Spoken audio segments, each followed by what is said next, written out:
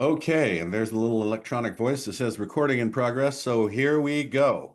Welcome to Security Awareness Training. It is October 2025. And if you've been to this before, the last third of this deck is going to be a lot different because we're going to talk about your home network and the security therein, which turns out to be more important than you would think. So stick with us here. You're doing something good for the world. You know, if you avoid that click or you avoid being defrauded out of money, hey, you're going to be glad you were here. You can get credit for this. There's continuing professional education and credit for security awareness training. And if your organization requires that, we can give you a certificate that says you did this. We are recording, and this is going to be on the YouTube channel. So a lot of things in here I'm going to go through fairly quickly. So if you need to review, you'll always be able to find it. And again, the last third of this presentation is going to be on home network security. So here we go. This is me. I have done these things. I've been the CISO of a major American city and a policy advisor to state government and a Homeland Security Government Coordinating Council vice chair, managing consultant for VeriSign Global Security and blah, blah, blah. And I used to be a satellite oceanographer at the Jet Propulsion Lab. Catch me sometime and I'll tell you how I got from the bottom one to the one above there because the statute of limitations has expired. I've been to the bottom of the ocean in an 8-foot titanium sphere called the Alvin. I play drums in 2 punk bands, so buckle up.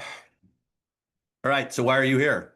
You may be here because your organization handles records that, if disclosed in an unauthorized way, you could have a whole lot of financial trouble. Could end up in a class action suit. Definitely going to end up your customers being very unhappy. There's a lot of bad things that come with this. You may be here because you are in an organization that provides critical services, healthcare, for example, or maybe you're in local government, and that's water purification, waste treatment, traffic management, communications for law enforcement, public safety, really important stuff. Thank you for being here. Maybe you're here because it's an annual requirement. Somebody said you had to be here. Maybe you're just bored. We don't care. What do we want you to take away? The internet is not a nice place. It is here. The internet that you interact with, okay, sells to you, steals from you, and manipulates your opinion. And lately, it's gotten really good at doing that last one. All you social media people, whole lot of what you see is just bot-driven propaganda and disinformation. And that's just leading everybody around by the nose. We're going to talk about a few ways that computers and networks are compromised so that you see these coming. You can take steps in your own practices to avoid these things. The bait, we're going to look at a whole lot of it. It's coming from all directions. And now it's not just a shotgun blast that goes out over the internet trying to scoop gullible people up. Now there's research involved. They're going to go to LinkedIn. They're going to find out who can move money, who can authorize that movement of money, and they're going to set up an attack to do exactly that. We'll talk about that. Let's ground ourselves in the business outcomes we're trying to avoid. All right. Scary Russian cyber buffer overflow, SQL injection. Okay. That doesn't mean anything to anyone but a few weirdos like us. All right. But the business outcomes are very clear. Unauthorized disclosure of protected records. Like I said, that comes with a long financial tail. Very avoidable. Theft through business email compromise. We'll talk about that. Account redirection, extortion through ransomware, other methods. You can be used as a third party to attack others, and that's very prevalent right now. And now, because of the geopolitical situation in the world, there's just knocking you down for the sake of knocking you down. All right. So let's remember these are the things that we are trying to avoid as we go through all this information. All right, a little bit of vocabulary because we have super bad secret handshake language. Ransomware. What's ransomware? Here's how it works. Somebody has to get initial access into your network, into a computer. All right. And that's done from somebody clicking. We're going to talk about all the ways that that happens. But once somebody is in there, usually they're on the other side of the world. They can come and go as they please. And they look around and they find your backups and your critical servers and they find your records, right? Personally identifiable information, stuff that's regulated. And the records go out first. And then they lay in encryption software on all the critical stuff that makes your network work. And it comes down to one key press. Everything is encrypted. Nothing will work. And that's when you get the extortion demand. All right. It's extortion. We call it ransomware. There's other ways extortion works. For example, denial of service, just throwing so much traffic at your website, right? Or your email entry point that you can't operate. And then they say, you want that to stop? Pay us. All right. Extortion is a problem. It's not as big a problem as business email compromise. So there's a few ways that this works. So maybe I just send your accounts payable people an invoice and they pay it. If it's below a threshold, they're probably not even going to question it. Okay. Kind of in the middle, you'll get email from the CEO or someone in a position of authority asking you to buy gift. I'm at a conference. Can you buy me some gift cards? I want to give them away to our customers. Okay. Just need the serial numbers, right? And on the high end, it's account redirection. So there may be an employee who emails HR, not from the employee's real account, maybe a lookalike account, and says, hey, I've got a new bank account. Please start depositing my checks in this new account. And a lot of times that works. And so the bad guy is just collecting paychecks. Okay. Let me give you an example of this on the high end. So there is an organization in Seattle called Mary's Place. It's all over the place. It's a homeless shelter for women and children. Mary's Place is supported in part by the city of Seattle. Somebody compromised Mary's Place email system, watched what was going on, the conversations going back and forth, contacted the appropriate person at the city of Seattle and said, we have a new bank account. Please deposit our support into this new account. And they didn't find out till $800,000 later. Okay. Don't let this happen to you. Be aware. Okay. Cryptocurrency mining. What is that? Okay. We kind of all know what cryptocurrency is and this blockchain, blah, blah, blah, blah, blah. Okay. Well, somebody has to make the coins, all right? And that's done by this thing called mining. And what that is a computer goes to work trying to solve a cryptographic algorithm. And when it does, it mints a coin, okay? Well, if power is cheap, you can just go rack up computers over in Wenatchee, Washington, where all the power comes from falling water, call it good and put a bunch of computers to work. Or you can use compromised computers all over the world. Remember, somebody gets initial access to a computer and then they can make it do what they want. Lay in ransomware, put in cryptocurrency mining software. How do you know this is going on? Your computer slows down. The fan won't turn off. It's very sluggish. Can't really explain why it's not usable anymore. It requires a lot of CPU. All right. And it's not just computers like your desktop or your laptop. We found this running in VoIP phone systems. So it's anything with a CPU. Romance scams. Okay. This is colloquially called pig butchering, which is a bad translation of a Chinese term meaning kind of fattening up the pig before slaughter. All right. So here's how it works. See the fake persona right there? That was on my LinkedIn. I get these not infrequently, right? Reaching out to me right away. Hey, can we talk? What's going on here? I'm waiting for your message. All right. So a fake persona engages you and then starts to gain trust. Okay. And all of a sudden, this investment opportunity starts getting discussed, and you are coerced, convinced, whatever, into putting a little money into that. And they give you a portal that says, whoa, this is really accelerating fast. I'm making a lot of money. Then you're incentivized to put in more money. And when you do, they take your money and they disappear. Okay. That's pig butchering, but it's really a romance scam that turns into a crypto investment scam. This is very prevalent right now. Also shows up like this, right? First step is someone tries to gain trust, right, through this fake persona. So, you may have gotten some of these text messages. Hey, do you have a window for some cycling in Seattle in October? Okay, well, I have a 206 phone number. All right, well, that's Seattle. All right, no, I'm Agatha. Sorry, isn't this Denise? All right, and there's other examples there. Lately, they've been, hey, can I send you this application for this job? A lot of them are like that. Or I have your number here, but I don't know who you are. Watch out for these. Don't engage. All right, that's a little bit of vocab right there. All right, let's talk about the three prevalent methods that initial access is given to bad guys. Okay, they got to get that toehold in your network first, and there's just a few ways that are very prevalent that this works. Okay, credential abuse. All right, if y'all picking passwords like this, I'm sorry. I mean, take aim at your foot and fire, right? And these are extremely prevalent. These are the top 10 passwords as determined from getting one of these large password disclosures, one of these dumps, and finding out what people use for passwords. All right. This is awful. We'll talk later about how to create a good passphrase. All right. Don't pick passwords like that. All right. Unchanged default passwords. That's bad too. So, for example, we heard about Iranians compromising water utilities, and it wasn't because they were uber hackers. It's because the water utilities never changed the default passwords on the programmable logic controllers. They were available from the internet, and they all have a little web server that you can log into to administer them. So, the Iranians looked up the default passwords for these Israeli made PLCs, logged in, started creating all kinds of chaos. Okay. It was a self inflicted wound there too. All right, phishing, vishing, we'll come back to these. Dictionary attacks. I just have this big dictionary of all of these different passwords and I can try them all, right? And a lot of them, seriously, that top 10, that's a real hit list. But there's dumps of stolen passwords again. So, for example, when Yahoo was going through an acquisition, they lost 1 billion passwords, did not help their valuation during the acquisition. We have those billion passwords. Other people have those billion passwords. You can get that list of billion passwords and you can just start trying them. Okay. I'll show you in a second how that works.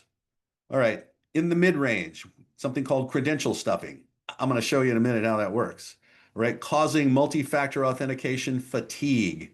We'll talk about that in a second. But then there's info stealers. So see how Chrome wants you to update right there?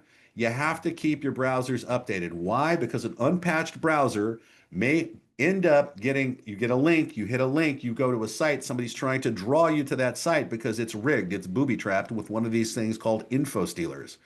And they exploit vulnerabilities in your browser, and I'll explain a vulnerability in a minute, and pull out all of your passwords. Boom, gone, just like that, because you visited a website, because you don't patch your browser, you don't keep it updated. All right. So you got to do that because these info stealers are out there. Now, credential stuffing. Okay, this is not a person behind a keyboard, regardless of the cartoon there. Okay. What this is, it's a botnet of computers that are compromised all over the world that are under a single command structure and say, okay, divvy up this billion passwords and start trying them all against a single account. Okay. And these bots go to work doing this. And here is what it looks like. This is me. This is me getting a login failure every 20 seconds for about 4 days. They're coming from Kuwait. They're coming from Russia. They're coming from China. They're coming from India. They are all over the world. It's not a person behind a keyboard. All right. Why is somebody going after me so hard? Because I go and like talk on TV about what China does. And apparently they don't like that. On the high end, SIM swapping. What is SIM swapping? So let's say that I can get enough information about you to impersonate you, and it's not hard.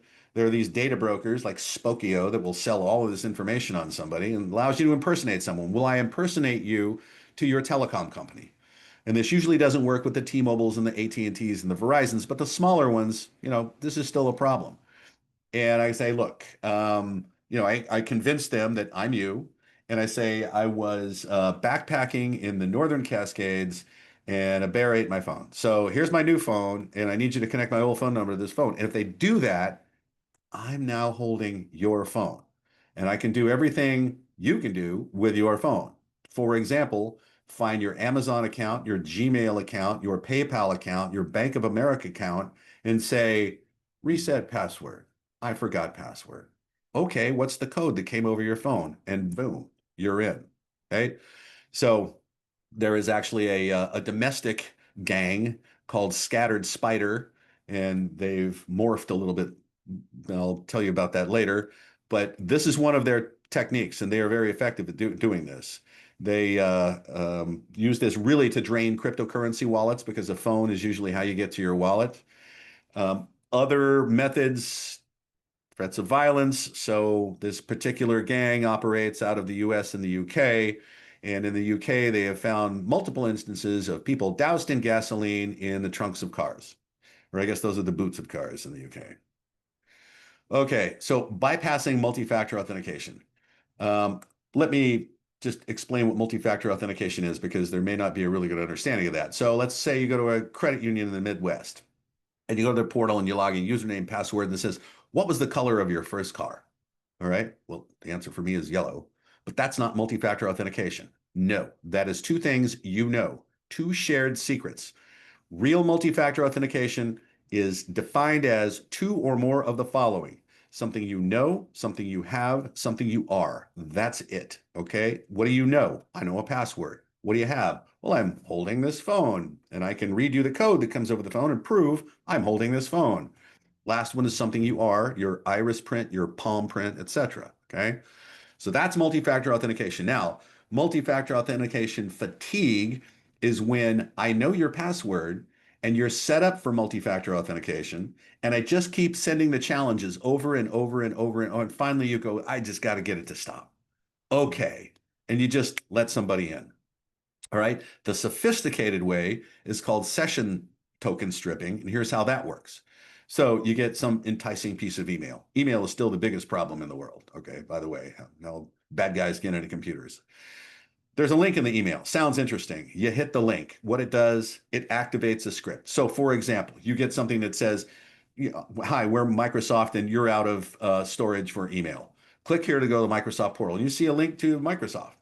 Well, you click that link and it activates a script, and that script proxies your connection through a computer that strips off the session token, telling Microsoft, I have an active session, presents it to Microsoft, and Microsoft says, hey, great session you have there. Never seen your device before.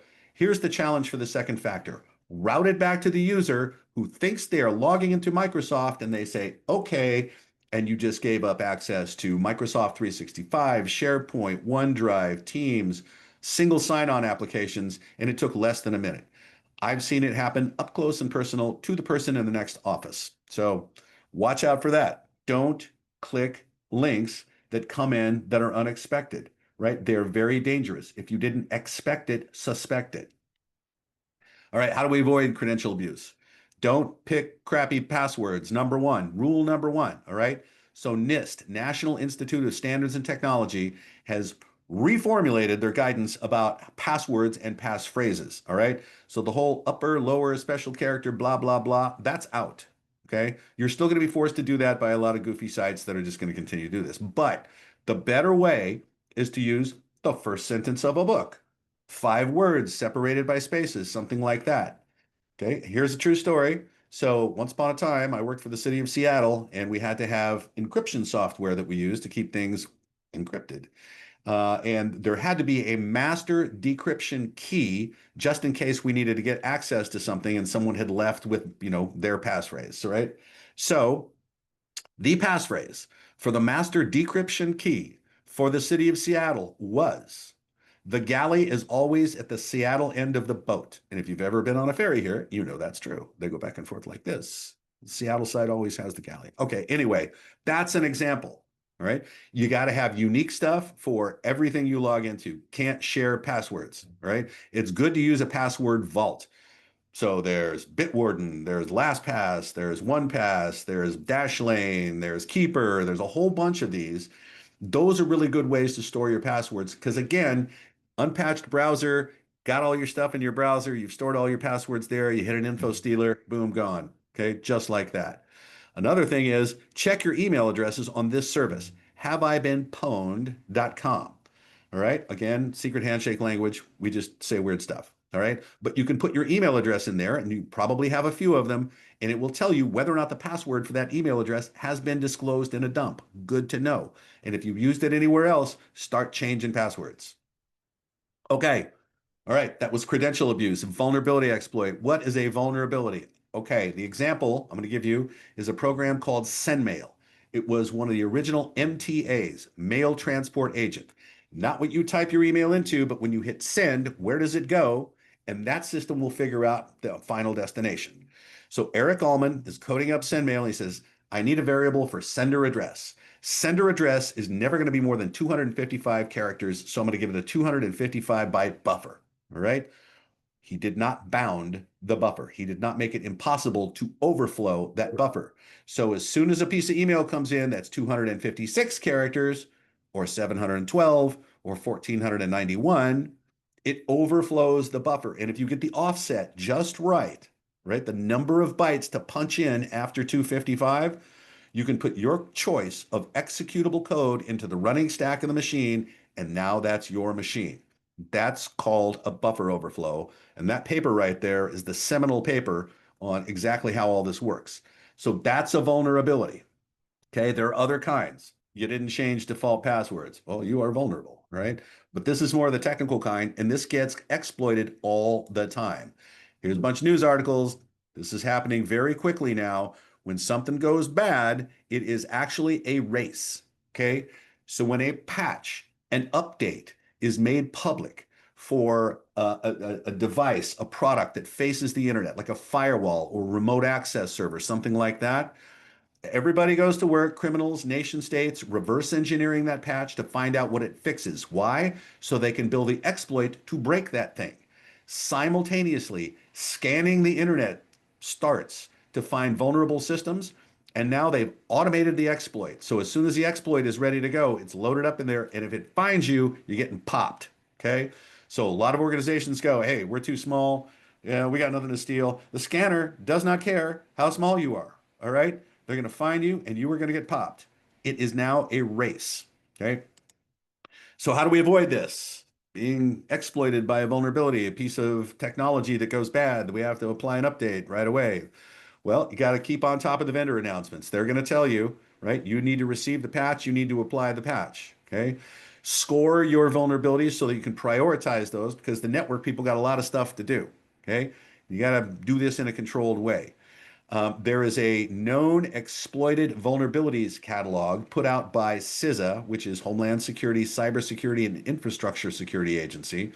And those that are known to be publicly exploited are the ones that go to the top of your priority list. So use that list. Okay. And if something comes out and it's got a CVSS score of 10, okay, that is a scoring system used to tell everybody how virulent something is. 10 means someone can exploit this thing with no skills, remotely, without authentication credentials. That's the worst thing in the world. Okay. That is an incident. Drop what you are doing. This is the most important thing you could be doing now is getting that patched. Okay. Home users, got to reboot your stuff after you get patched. Microsoft patches itself. Apple patches itself. But you got to reboot your system to activate the patches. So don't forget to reboot. In fact, right now, if you have a little orange dot down at the bottom right of your tray, you're way behind. All right. All right. That was vulnerability exploit. Now, social engineering. This is actually one of the top ones, right? We fool people into doing stuff, right? Why? We have all these cognitive biases, okay? There's things about us that can be exploited here. So, for example, the halo effect. Oh, it came from Starbucks. I know them. This must be legit, right? Curiosity, news headlines. There was one we saw at the city of Seattle that was super effective. Saddam Hussein found alive. Everybody had to click on that. All right. The authority bias. Ooh, the CEO asked me to do something. I better do it. Right. Confirmation bias. We all know what that is. We're just going to agree with stuff we already think is truth. Right. Still, this is really the way that initial access is obtained most prevalently. It's through fooling people into doing things. This is a very current threat. All right. So this scattered spider gang that I told you about, right? They started out using the Russian affiliate model and just using the infrastructure and tools provided by Russian cybercrime gangs, which have now morphed into cartels and corporations, right? Just they take a little bit off the top, whatever they extort out there. Well, this gang scattered spider is domestic. They're US, UK, they're Gen Z, they're teens and 20 somethings. They speak English fluently. They understand processes here, and they do this a lot. Okay. So they research an employee, they call the help desk, impersonate that employee, and ask for a password reset. Okay. Well, now they have the password. Multi-factor authentication has to be defeated. So now you get a hold of the employee and say, hey, this is the help desk. We need to re-enroll you in multi-factor authentication. So the employee ends up reading the second factor, comes in over the phone to the perp, and they walk into the network. And it's pretty dang easy to do this. So this is really social engineering. There are other forms, phishing, getting you to believe some offer from some corporation that you trust, right? So there are these impersonation sites that go up. For the most part, what they're trying to do is get you to give up your credentials, your password, right? Right? They're trying to fool you into logging into SharePoint.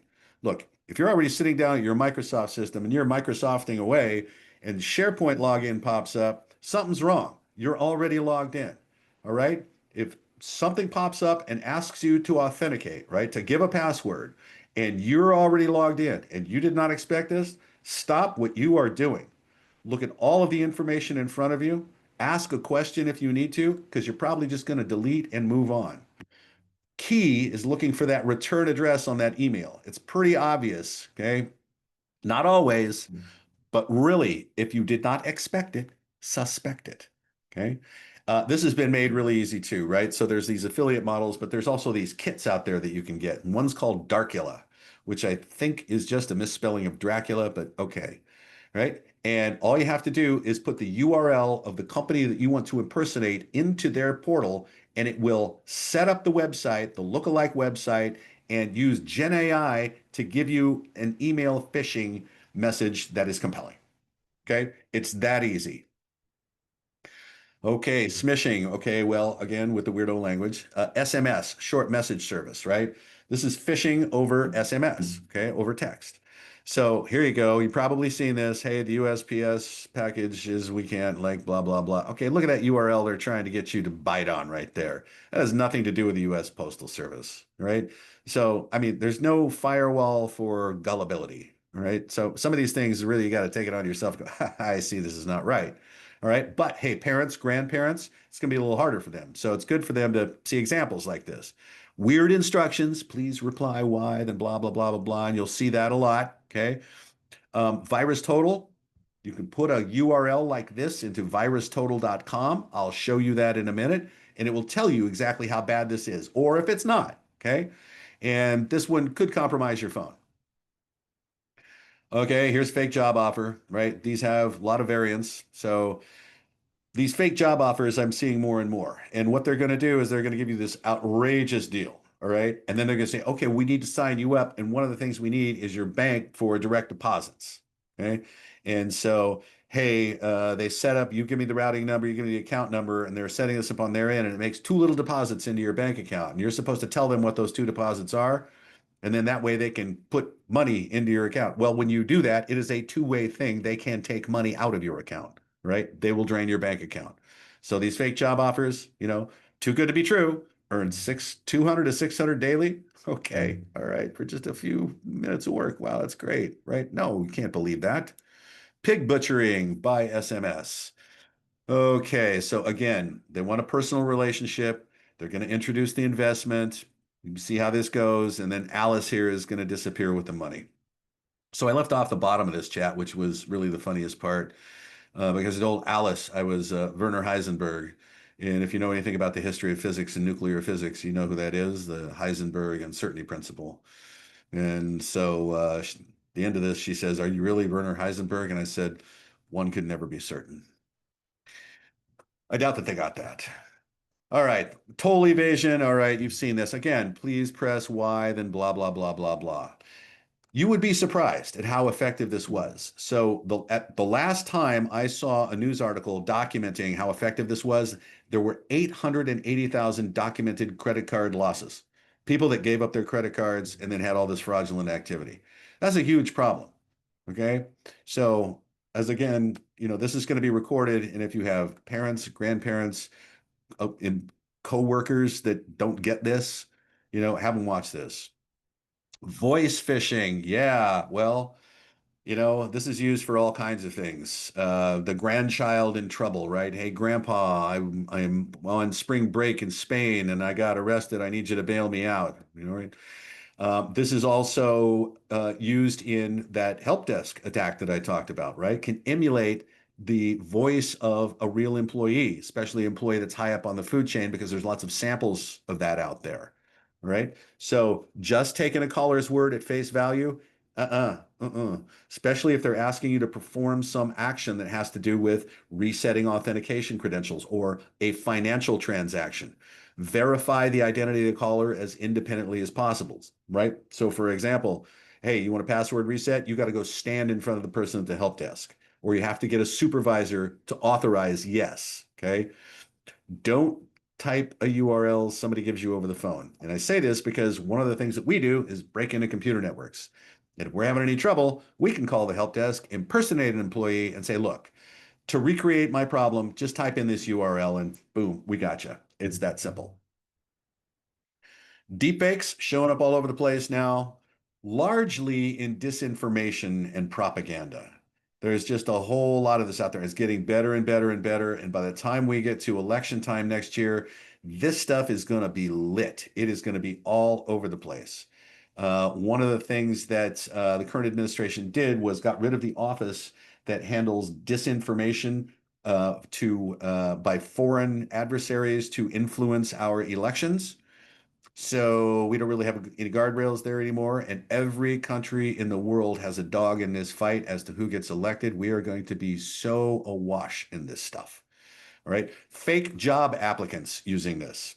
All right. And a lot of times those fake job applicants looks like, somebody you'd want to hire, turns out to be a North Korean hacker who is going to get into your network and you are going to end up losing intellectual property or getting hit with ransomware, which they do to collect money for their weapons programs. So don't let that happen to you.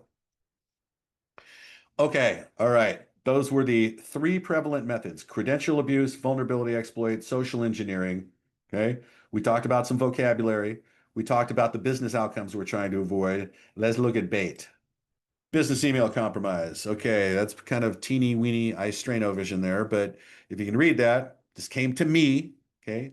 And Garrett Silver was our CEO, and his email address was never chief_exec.officer1@AOL.com. And I know that because I personally know the remaining two AOL users. Setting that aside, look at the technique used here, okay? I'm arranging some gifts for the staffs. Okay, that's a little grammatical thing that we don't use a lot in the United States. That's India, UK, blah, blah, blah. But I suggest an Amazon gift card coupled with a personal note from me and a blah, blah, blah, okay? The CEO is asking you, me in this case, to buy gift cards, right? Remember the tactic. Microsoft doesn't tell you this stuff. Microsoft works with admins who know this stuff, and the admin may tell you if you are running out of space. You look at every one of these, and the return address has nothing to do with Microsoft. These are compromised email systems that are being used to send out this stuff, right? And like I said, you've got to look at all of the information in front of you. When you get something like this and you didn't expect it, eyes up, all right? It's really easy to avoid. A QR code is a URL, all right? Put a big red dot in the middle of this one so that nobody would scan this, all right? But look what they're asking you to do. Scan the Microsoft QR code, access your account, go to settings, review and verify contact information, and click Save Changes. Okay, they want you to verify your username, password, and then they're going to get hit with the second factor, and there's a person in the middle that's going to grab that and lock into Microsoft as you. Okay. I mean, you didn't expect a URL, you didn't expect a QR code. If you didn't expect it, stay away from it. Something's wrong. All right. You're going to see a lot more impersonation of these things because they work. DocuSign, right? And it's really easy to impersonate these things, right? So eyes up. You got to see what's going on. Where is this coming from? Look at the information in front of you, right? Phishing, big, big problem. Going to continue to be a big problem. It's been made too easy. No, you are not going to get a Craftsman tool cabinet for your opinion. No, you are not. Okay. Offer too good to believe. Free offers, time sensitivity, right? Limited supply, 9 rewards remaining. Man. Remember, we have these cognitive biases, and this is one of the strings being pulled right now. Ooh, I better hurry, right? There's no way there could be 9 rewards remaining. The internet is millions and millions and millions and millions of people, and what are you talking about? All right, don't fall for it. Here's urgency bias. Okay. Well, this is American Express. Okay. It says your account will be credited. Hey, somebody put a bunch of money in your account, but you can't have it until you verify your login details. Okay. Don't be fooled by something like this. View your message. You click that link, a login page is going to pop up. Stop what you are doing. Okay. Look where this came from. Remember the security awareness training. Question this. You didn't expect it, suspect it. Click fix. This one's happening a lot right now. All right. Says, oh, here's Firefox. Oh, something went wrong. Well, okay, here's how to fix it. Copy this code, and you click copy, and it puts it in your copy buffer, and you say, paste it into the Windows command window, and it's going to run that command, and that will fix Firefox. No, that will download malware, and you will end up with records loss, theft, extortion, all your credentials gone, blah, blah, blah, right? Anything could happen after that point. Okay. They're going to take over that computer. That is now someone else's because you got fooled by something like this. This is tricky. These are out there, but when something is asking you to paste a command into a window, whoa, whoa, whoa, whoa, whoa, whoa, whoa, whoa. All right. All right. Don't fall for it. Okay. This comes to me. A lot of these examples come from my OG email address that I've had since about 1999. And it's just a magnet for this stuff. So here's Network Solutions, and they are my network registrar. That's easy to look up for this particular domain, right? And they're saying, hey, and I get like 2 of these a week. And renew now. Okay, they give me these. It's always urgent. Hey, you have a limited amount of time to get this done, or we're kicking you out of here, right?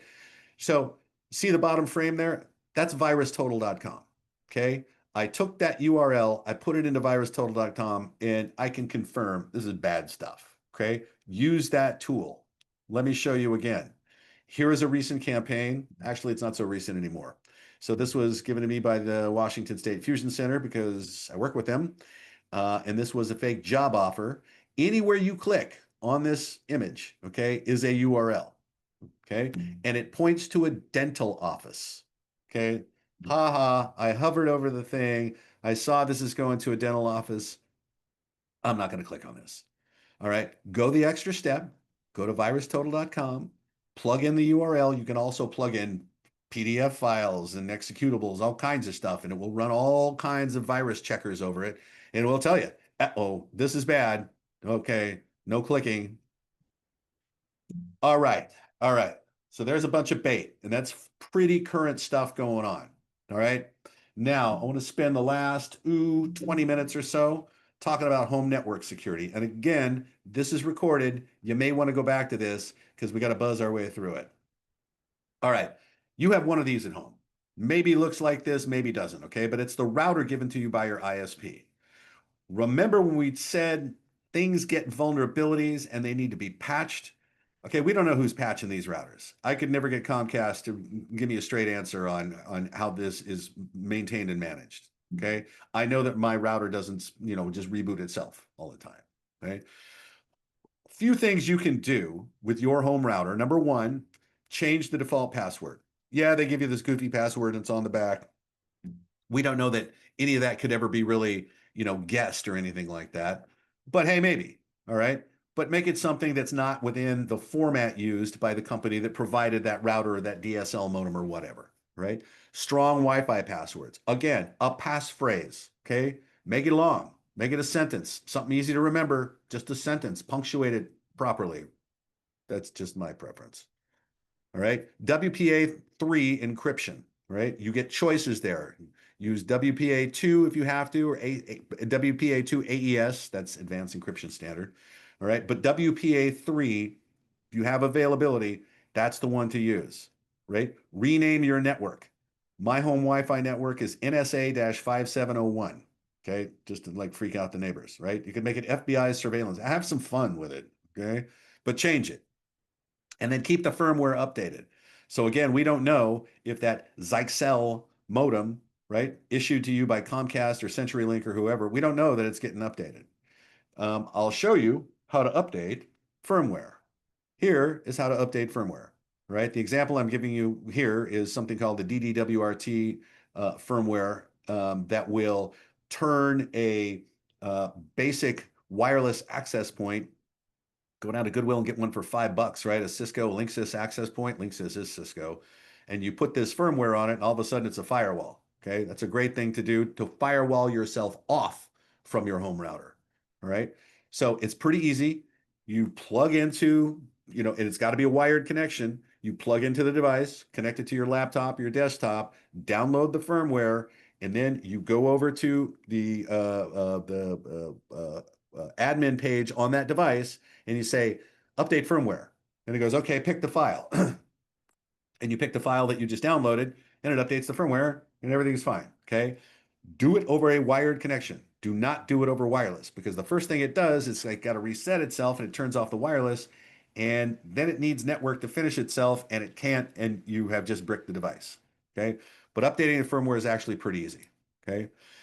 There's a firewall on your home router, right? Activate that firewall. You don't need all, you could, and there's standard templates you can use, right? You don't have to be really versed in ports and protocols and things like that.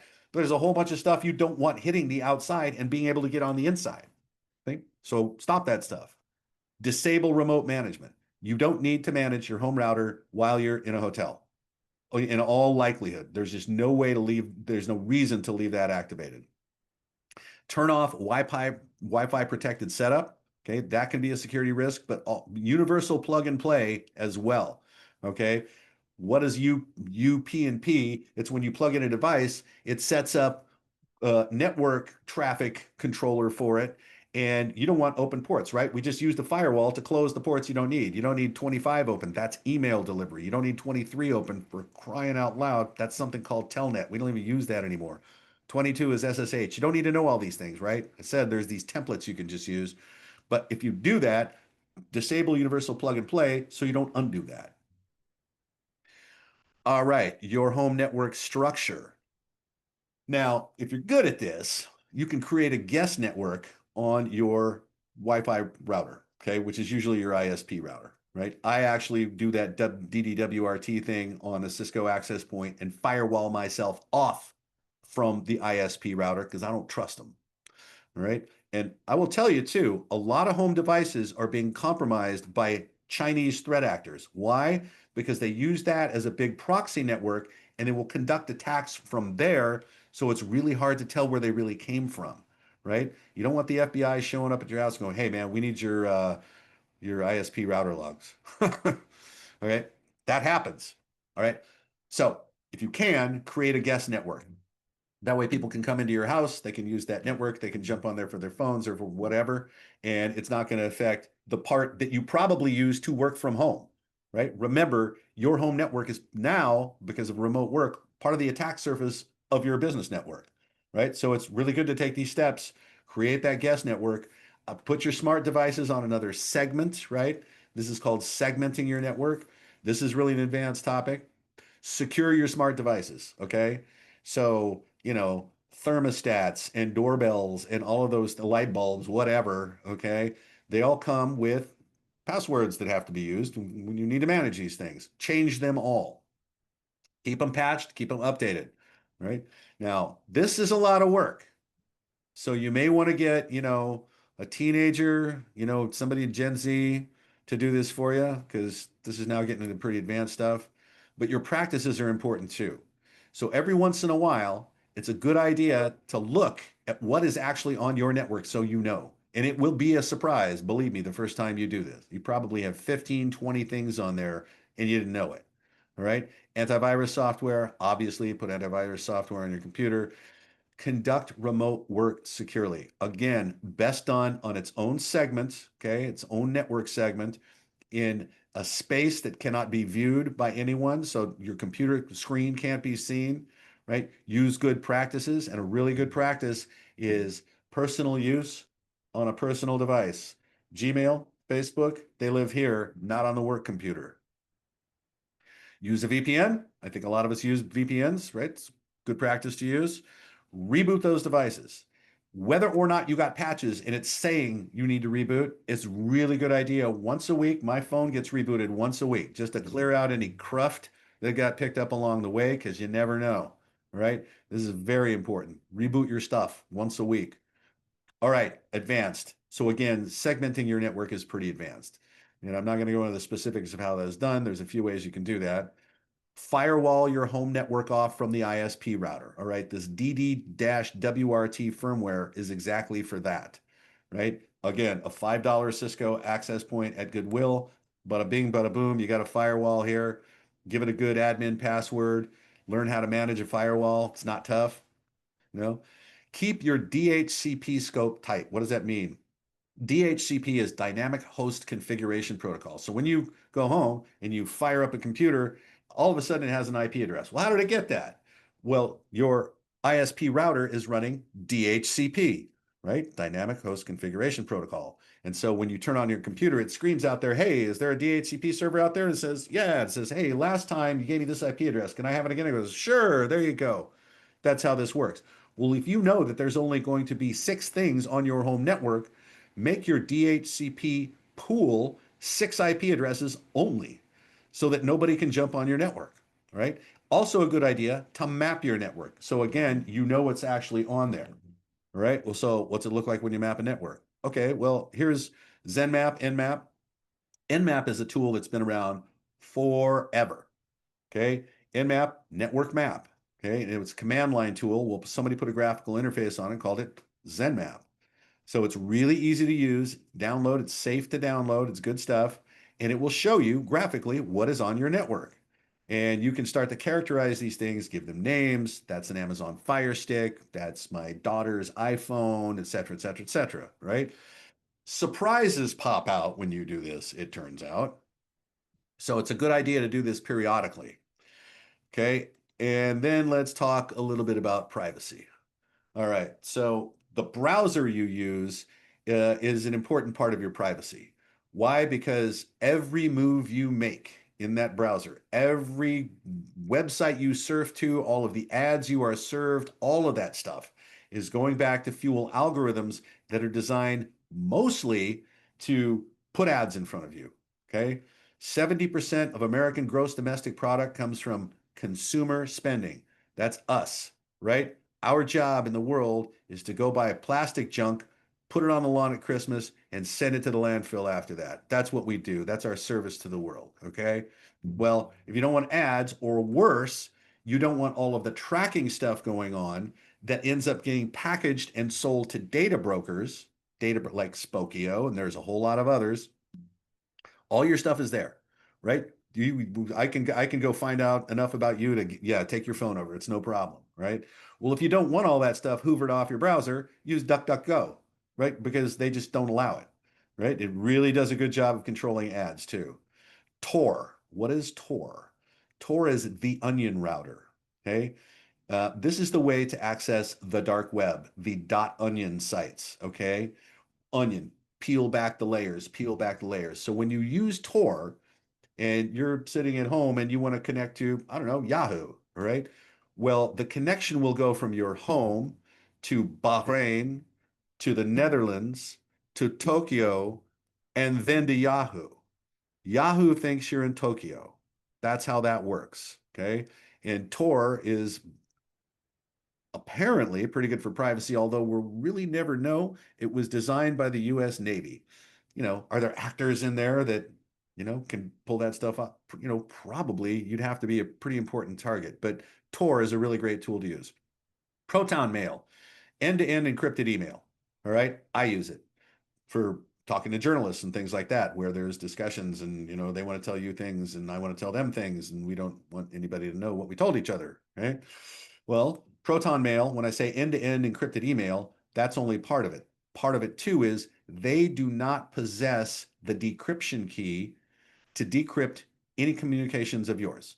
So they could be raided and all of their servers confiscated by the FBI and nobody would have anything. They wouldn't have any communications you had. Now, if your computer is compromised and you're typing stuff into Proton Mail, your computer may be giving away those conversations, but Proton Mail will not. 7-Zip, really good tool for file encryption. So if you want to send something to somebody and you want to scramble it so it can't be intercepted or somebody else gets a hold of it, no good to them. All you do is give it a nice long passphrase. It'll encrypt that. It'll put a whole bunch of files into one archive. Very useful tool. Okay. WhatsApp and Signal. Signal is great, end-to-end encryption. These folks have the right idea. WhatsApp, similar to Signal, but it's owned by Meta. And Meta monetizes advertising like no other organization in the galaxy. So, I look a little sideways at apps that are coming from a corporation that's got, those kinds of intentions, but, it's good end-to-end stuff and it's, not very frequently compromised. So these are really good tools to use for privacy. Okay, all right. Coming down to the end of this thing. And I talked faster than I thought I would, but that's great. All right, so look, when you get links that come into email, text, whatever, social media, okay, and you didn't expect it, and especially if it comes in with no context, right? Mike, link, Kelly, right? I've gotten that before. Exactly, verbatim. Especially if it's a shortened link or a QR code and you don't even know where it's going. Okay. Don't click a link that comes in like that. You didn't expect it, right? It's if you didn't expect it, suspect it. Fake apps. All right. We didn't talk a lot about apps here, but when you go to an app store and you're going to download an app, how long has it been in the app store? How many people have downloaded?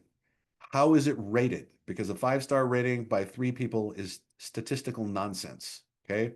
You got to look at things like that. Google it, right? Has anybody said anything bad about this thing? Because these apps, they really do track you. I talked about your web browser doing this. Apps you put on your phone are even worse. They'll track your location, right? And when I say this all gets packaged up and sold to data brokers, law enforcement routinely circumvents the warrant process by just going to a data broker and finding out someone's movements. Okay. Congress has recently taken up the issue of data brokers, not because we were howling about it, but because Congress found out that Congress can be tracked this way. Okay.